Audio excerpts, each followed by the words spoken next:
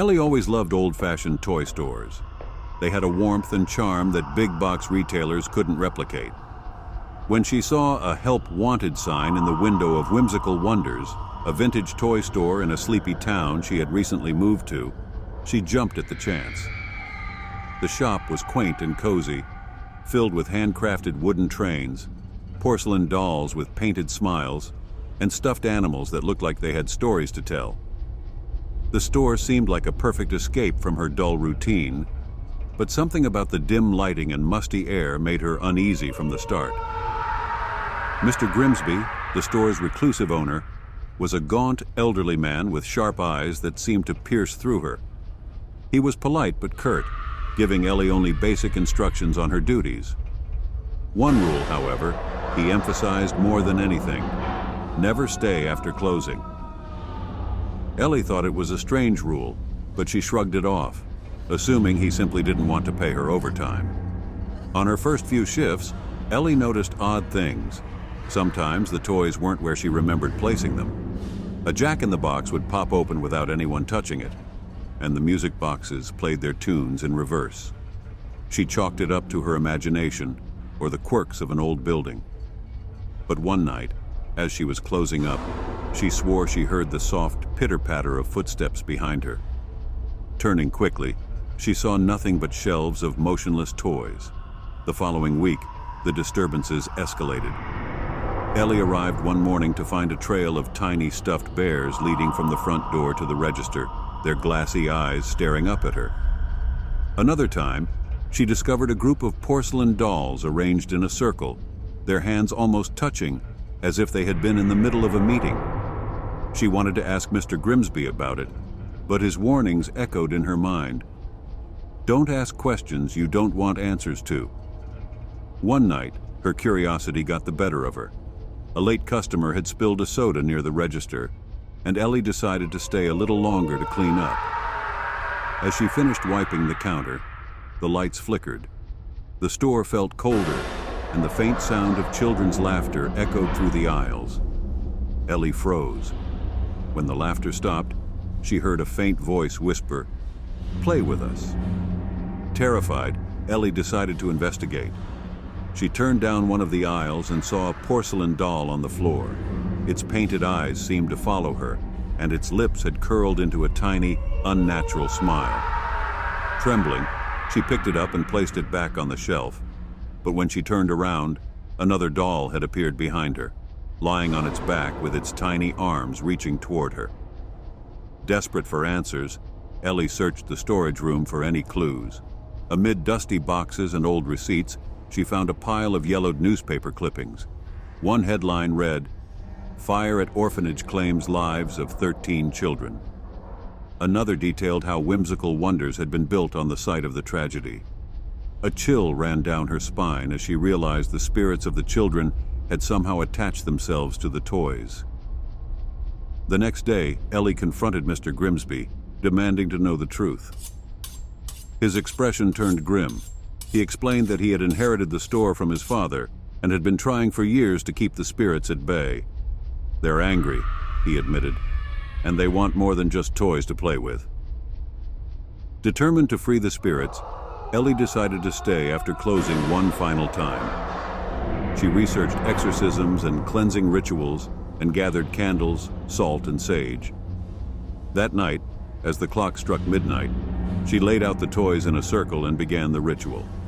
The reaction was immediate. The candles flickered violently, and a powerful wind swept through the store, knocking over shelves. The toys sprang to life. Wind-up soldiers marched toward her. Stuffed bears growled, and the jack-in-the-boxes popped open one by one, their faces twisted into grotesque grins. The dolls screamed in high-pitched voices, their tiny hands clawing at her legs. Ellie tried to hold her ground, chanting louder, but the chaos overwhelmed her. Just as she thought she would succumb, the air grew still. A deafening wail echoed through the store, and the toys fell lifeless to the floor. The candles extinguished themselves, plunging the shop into silence. Ellie stumbled outside, bruised and shaken, vowing never to return. Whimsical Wonders never reopened. Locals whispered about the strange happenings at the store, and it became a spot of dark fascination. Some claimed to see the faint glow of candlelight through the boarded-up windows, or hear the faint music of a jack-in-the-box on quiet nights. As for Ellie, she left the town, but she could never shake the feeling that she was being watched, or the memory of the toy's glassy eyes, always following her.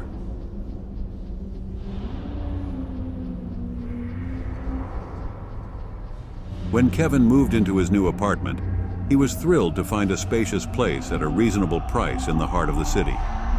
The landlord had been eager to finalize the deal, glossing over the fact that the building had a reputation for strange activity. Kevin had laughed it off, attributing it to urban legends, and settled in quickly. However, it wasn't long before Kevin noticed something odd. His neighbor, a man in his late 40s with an unsettlingly wide grin, was loud at all hours of the night. At first, Kevin assumed it was normal city noise, music, TV, or late-night parties. But this was different.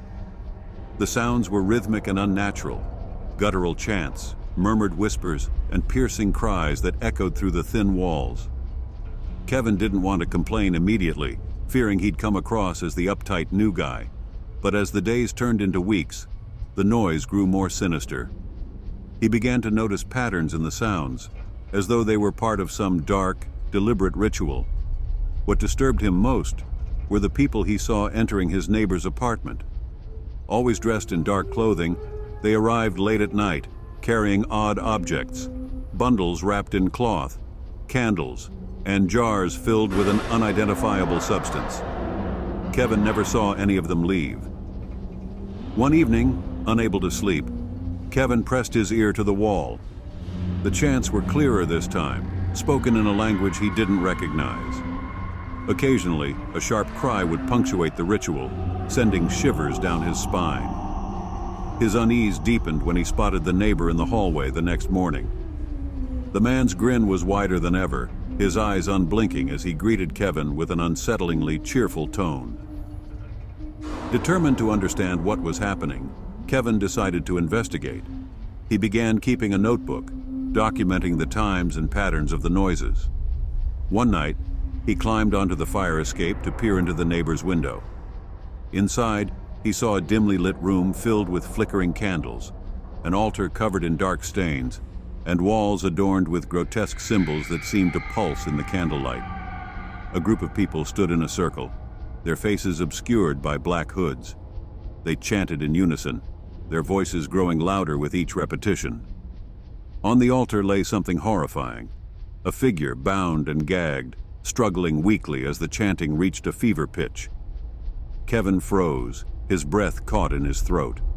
One of the hooded figures turned suddenly, as though sensing his presence. Their dark, empty eyes locked onto his. Panicked, Kevin scrambled down the fire escape, nearly falling in his haste to get away. Back in his apartment, Kevin tried to calm himself, but his heart raced uncontrollably. He locked every door and window, turned off the lights, and sat in silence, hoping the night would pass without incident. The next day, Kevin noticed something strange. His apartment felt different, smaller, darker, and somehow colder. Small details were out of place. His favorite mug was on the counter instead of in the cupboard. His bookshelf had been rearranged. He could smell faint traces of burning wax, though he hadn't lit any candles. He chalked it up to paranoia, but a gnawing sense of unease crept in. That night, Kevin decided to call the police. When the officers arrived, they investigated the neighbor's apartment, but it was empty. No furniture, no candles, no altar, just an eerily clean, unoccupied space. The landlord claimed the unit had been vacant for months. The officers dismissed Kevin's story, suggesting he was sleep-deprived or stressed. But Kevin knew what he had seen. The chanting had stopped temporarily, but as the week progressed, the strange occurrences in his apartment intensified. Objects moved on their own. Shadows flickered across the walls, though the lights were off. At night, Kevin could hear faint whispers calling his name.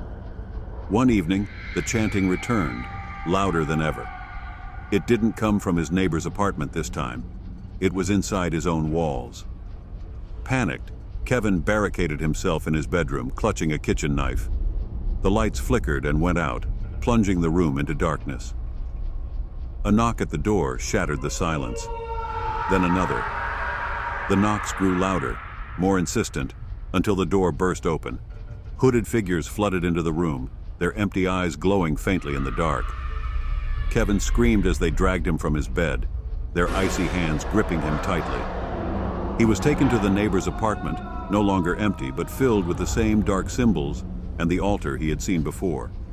The last thing Kevin saw was his neighbor's face, grinning down at him as the hooded figures began to chant. The next day, the building was quiet. Kevin's apartment was vacant, as though he had never lived there. That night, the chanting resumed, coming from a different unit down the hall.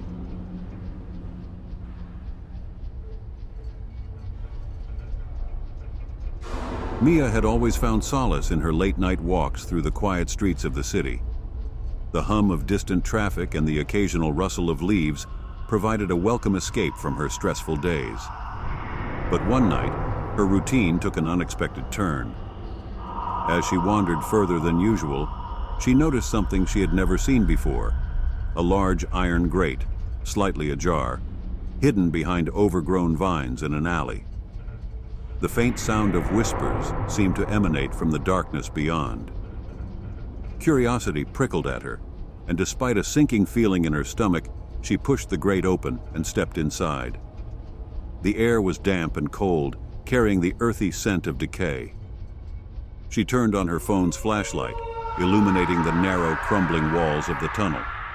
Cryptic drawings covered the surfaces, twisted faces, strange symbols, and sprawling patterns that seemed to writhe in the flickering light. At first, Mia thought they were graffiti, but the lines were too precise, too deliberate, to be the work of random vandals. As she moved deeper, the whispers grew louder. At first, they were indistinct, a low, mournful hum. Then, they began to form words. "Help us."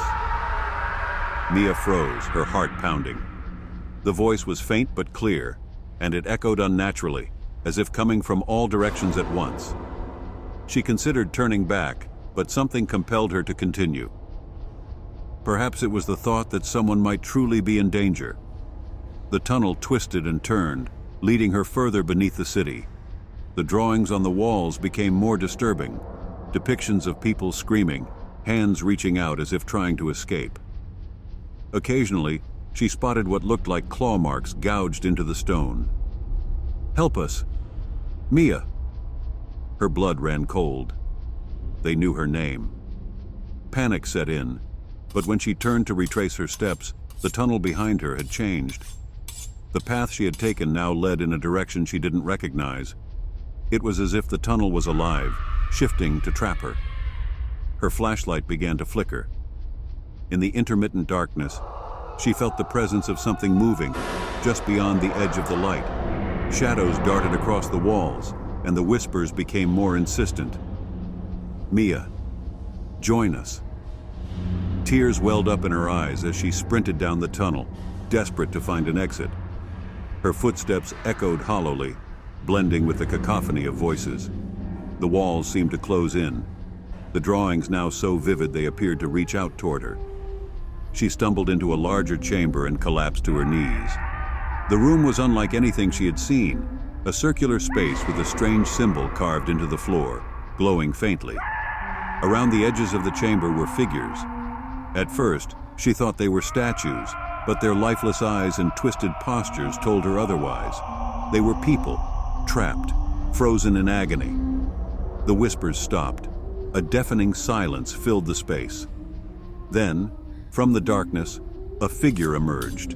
It was tall and gaunt, its face obscured by a hood. Its presence was suffocating, and Mia felt an overwhelming urge to kneel, though she fought against it. "You've come far," the figure said, its voice a chorus of whispers. "You've seen the forgotten, heard their cries. Now, you must choose." "Choose," Mia managed to whisper, her voice trembling. "You may leave," the figure said, gesturing to a faint light that appeared at the far end of the chamber. "But you will carry their pain, their memories. forever. Or you may stay and join them. Be at peace. Mia's mind raced. The light was so close, but the thought of leaving these souls behind, trapped in eternal torment, weighed heavily on her. She shook her head, tears streaming down her face. I don't understand. Why me? The figure tilted its head. The tunnel calls to those who wander. You chose to enter. Now you must bear the cost. Summoning her courage, Mia stood. I won't stay here. I'll find another way to help them. The figure let out a low, rumbling laugh. There is no other way. Mia bolted toward the light. The whispers returned, rising to a deafening roar, but she didn't look back. The chamber faded into darkness as she sprinted forward, the glowing exit her only focus. She burst out into the night, collapsing on the pavement outside the iron grate. Gasping for air, she turned to see the entrance sealed shut, the vines covering it as if it had never been opened. The voices were gone, but their presence lingered in her mind. In the days that followed, Mia began to notice strange things. Shadows in her peripheral vision, echoes of whispers in quiet moments. And at night, she dreamed of the tunnel, the drawings, and the trapped souls calling her name. The tunnel hadn't let her go. Not entirely.